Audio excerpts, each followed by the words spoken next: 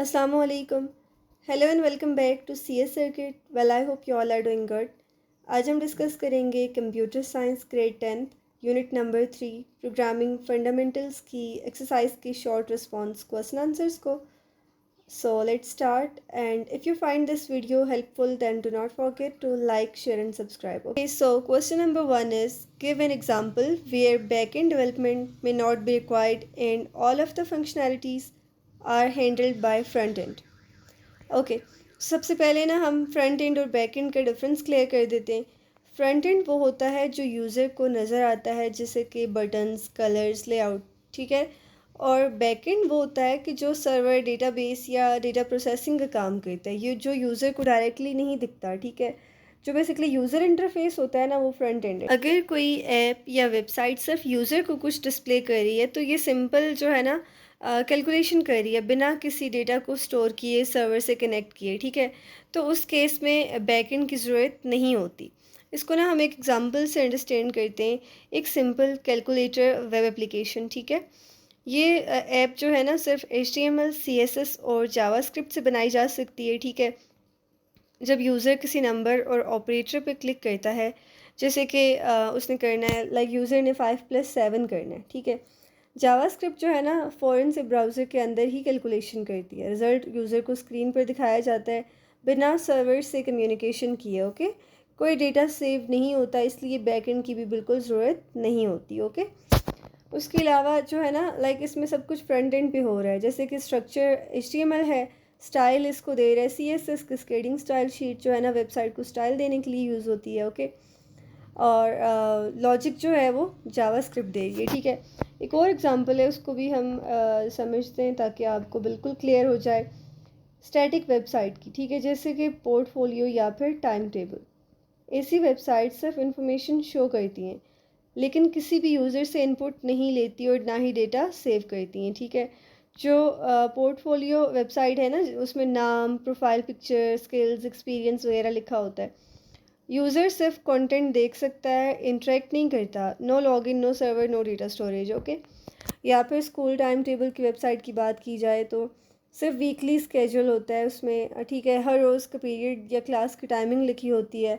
Student के teacher उसे सिर्फ देखते हैं, डेटा चेंज नहीं करते. ओके, सो इन दोनों केसेस में हमने ये देखा कि कोई यूज़र का इनपुट नहीं है, कोई डेटा प्रोसेस नहीं हो रहा, कोई डेटाबेस नहीं यूज़ हो रहा. हाँ, जो फर्स्ट एग्जांपल थी कैलकुलेटर वाली, उसमें ये था कि डेटा प्रोसेस तो हो रहा है बट जो है वो बैकएंड से किसी किस्म की कोई कम्युनिकेशन की ज़रूरत नहीं है, बैकएंड से कोई इंटरेक्शन नहीं है. ओके, तो बेसिकली जहाँ डेटा स्टोर, अथेंटिकेशन या सर्वर साइड लॉजिक की ज़रूरत ना हो, वहाँ सिर्फ फ्रंट एंड ही काफ़ी होता है, ठीक है.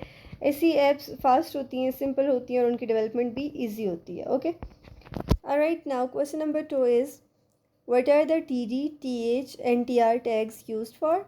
Explain with the help of an example. Alright, basically ये जो टैग्स हैं ना टेबल को क्रिएट करने के लिए यूज़ होते हैं HTML में, ठीक है. अगर हमने किसी पेज पर डेटा को टेबल की फॉर्म में शो करना है, जैसे रिजल्ट्स, टाइम टेबल या किसी प्रोडक्ट लिस्ट, कोई भी प्रोडक्ट लिस्ट हो, तो हम HTML टेबल टैग्स यूज़ करते हैं. जो TR टैग है वो टेबल रो है, रो के लिए यूज़ होता है, एक रो बनाता है, ठीक है. जो TH टैग है वो टेबल हेडर यानी कि रो की हेडिंग्स या टाइटल्स के लिए यूज़ होता है.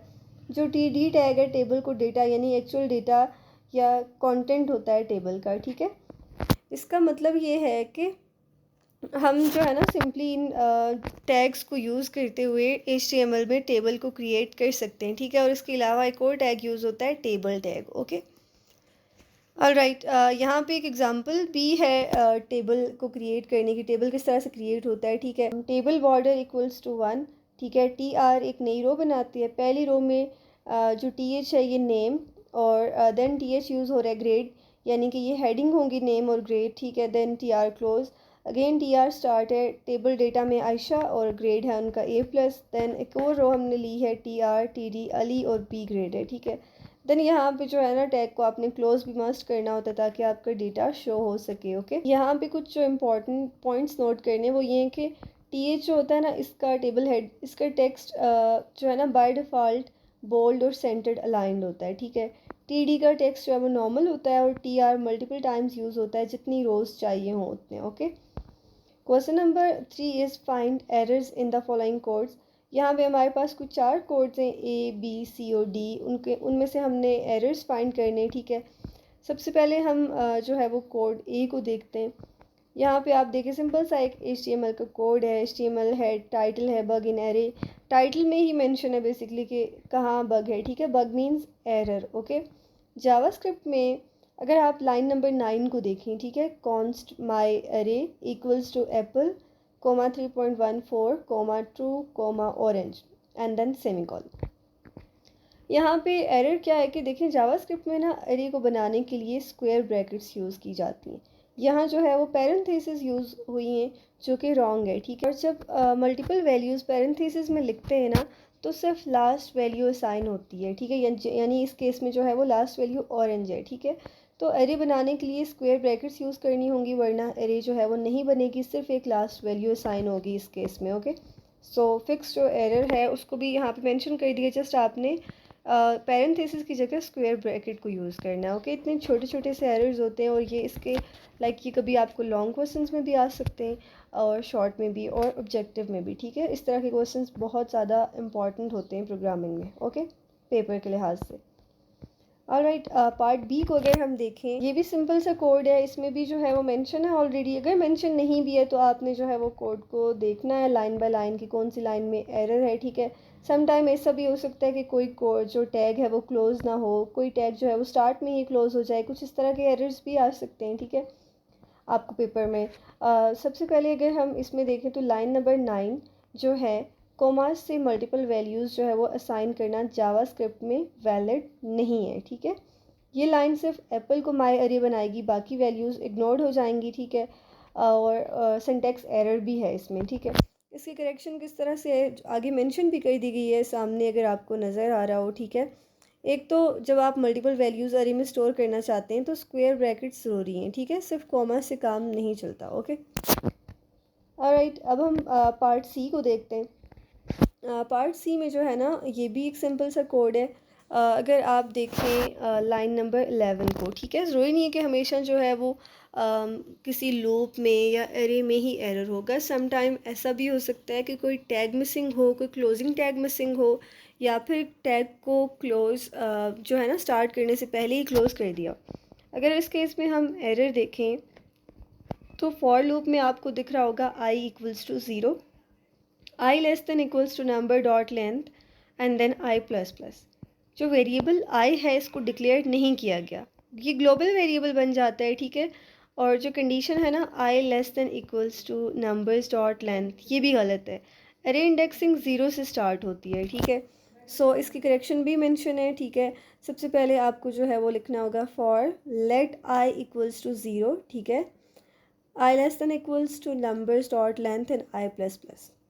अच्छा, लेट i लिखना ज़रूरी है ताकि वेरिएबल सिर्फ लूप के अंदर हो, यानी कि लोकल वेरिएबल हो, ग्लोबल ना हो, ठीक है। अगर एरे की लेंथ जो है ना 5 है तो वैलिड इंडेक्सेस होते हैं 0 to 4।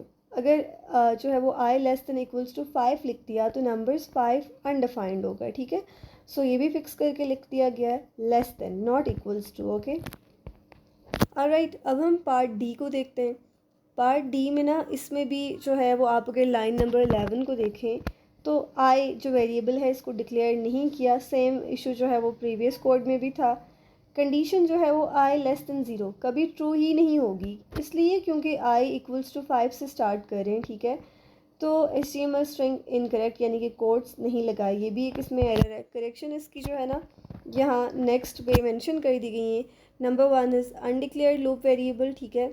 आपने सबसे पहले इसको फिक्स करना, लेट आई कर दें वेरिएबल को। देन रॉन्ग लूप कंडीशन, ठीक है, इसको भी फिक्स कर देना, आई ग्रेटर देन इक्वल्स टू 0 होगा यहाँ पे, ओके, रिवर्स लूप के लिए। और invalid use of HTML in JavaScript, ये भी जो है ना फिक्स करके यहाँ पे मेंशन कर दिया गया है। यहाँ पे जो है वो सिंगल कोट्स नहीं लगी थी, ओके। रिवर्स लूप में ना आई इक्वल्स टू अरे डॉट लेंथ -1 से स्टार्ट होती है। कंडीशन होती है आई ग्रेटर देन इक्वल्स टू 0, और जो है ना स्ट्रिंग यानी कि जो ये बैक टिकट्स होते हैं सिंगल कोट्स, इनको यूज़ करना भी मस्ट होता है, ठीक है। ऑलराइट, सो अब हम क्वेश्चन नंबर 4 को देखते हैं। How is unit testing used when adding a function to an already written program? इस क्वेश्चन में ये पूछा गया है कि यूनिट टेस्टिंग का क्या रोल है जब नए फंक्शन ऐड किए जाए, ठीक है, या ऐड किए जाते हैं। यूनिट टेस्टिंग का मतलब है कि कोड के एक छोटे से हिस्से यूजली एक फ़ंक्शन को अलग से टेस्ट करना ताकि पता चल सके कि वो सही काम कर भी रहा है या नहीं। अगर आप एक न्यू फंक्शन किसी ऑलरेडी वर्किंग प्रोग्राम में ऐड करें तो उस फंक्शन को अलग से टेस्ट करना ज़रूरी होता है, ठीक है। यहाँ पे ना एक एग्जांपल दी हुई है, function calculate area length comma width return length static width, okay, length into. जैसे एक फैक्ट्री में नए पार्ट को मशीन में लगाने से पहले चेक किया जाए कि क्या वो सही काम कर रहा है या नहीं, वैसे ही प्रोग्रामिंग में ना हर चीज़ जो है वो पहले से टेस्ट होती है, ठीक। इसी तरह यूनिट टेस्टिंग जो है ना उसका भी बहुत इंपॉर्टेंट रोल है प्रोग्रामिंग में, टेस्ट केसेस लिखने में, बग्स को जल्दी आइडेंटिफाई करने में। अगर गलत आंसर आता है तो हम जो है वो बग को उसी वक्त फिक्स कर सकते हैं, और उसके अलावा जो है ना पूरे प्रोग्राम आपके जो होते हैं, जो भी प्रोग्राम होता है वो सेफ़ हो जाता है। टेस्टिंग से पता चलता है कि नए फंक्शन पुराने कोड को जो है ना लाइक किसी वजह से कोई इशू तो नहीं आ रहा, उसमें कोई ना कोई अगर मिस्टेक है तो उसको उधर ही रिजॉल्व कर दिया जाए, okay. Alright, question number 5 is enlist three key differences between array and list. Okay, array और list में basic difference ये है कि array का size fix होता है लेकिन list dynamic होती है। जैसे जैसे data add करते जाओ list जो है ना increase होती जाती है। array जो है वो यूजली एक ही टाइप का डेटा इसमें रखा जाता है, जैसे सिर्फ नंबर्स। लिस्ट में आप मिक्स डेटा टाइप्स रख सकते हैं, ओके। अरे का मेमोरी स्ट्रक्चर जो है वो एफिशिएंट होता है इसलिए वो फास्ट होती है, लेकिन फ्लेक्सिबल लिस्ट जो है ना फ्लेक्सिबल होती है लेकिन थोड़ी जो है ना मेमोरी ज़्यादा यूज़ करती है, okay. Question number 6 is how are break points useful in debugging, elaborate with help of an example. Okay, break point का मतलब है कि कोड को किसी स्पेसिफिक लाइन पे रोक देना ताकि आप देख सकें कि उस वक्त क्या हो रहा है, ठीक है। एक एग्जांपल है, for I in range 5 print value of I is 5। अगर आप प्रिंट वाली लाइन पे ब्रेक पॉइंट लगाते हैं तो प्रोग्राम उस लाइन पे रुक जाएगा। आप देख सकते हैं कि आई की वैल्यू क्या है, स्टेप बाय स्टेप देख सकते हैं कि फ़्लो कैसा चल रहा है प्रोग्राम का, ठीक है। इसका बेसिकली अगर हम यूज़ केस देखें तो लॉजिकल एरर्स ढूंढने के लिए ये बेस्ट है, वेरिएबल की वैल्यूज़ चेक करने के लिए बेस्ट है, लूप या कंडीशंस को वेरीफाई करने के लिए ये बेस्ट है, ठीक है। बेसिकली जो ब्रेक पॉइंट्स है ना डीबगिंग में बहुत पावरफुल टूल होते हैं, okay. Alright, so thank you so much. That was all about unit number 3 programming fundamentals, short response question answers. And if you find this video helpful, then do not forget to like, share and subscribe. Or if you have any queries, any suggestions, then you can do let me know in comments, okay? Alright, so मिलते हैं next video में, अपना ख्याल रखिएगा, अल्लाह हाफ़िज़।